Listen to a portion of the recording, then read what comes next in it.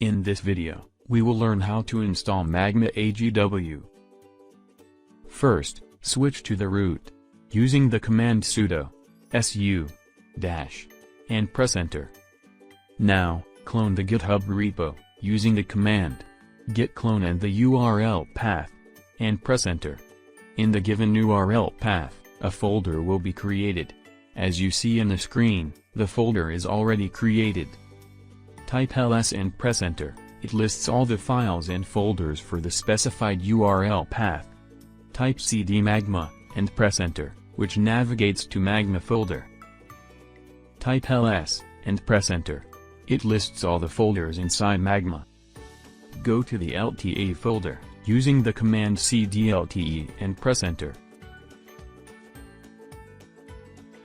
Type ls and press enter. It lists all the files and folders in LTE. Go to the gateway folder, using the command cd gateway, and press enter. Type ls and press enter. It lists all the files and folders in gateway.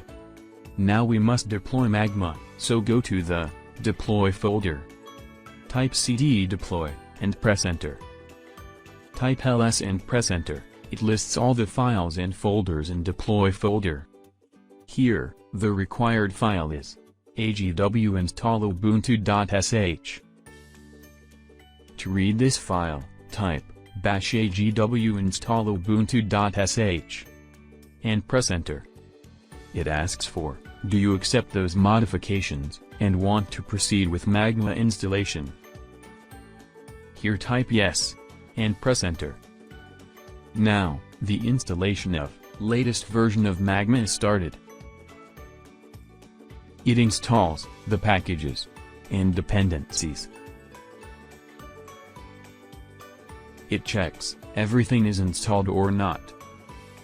After the script is executed successfully, type R to restart the box. For completing the AGW installation, type the command which is displayed on the screen, and press enter.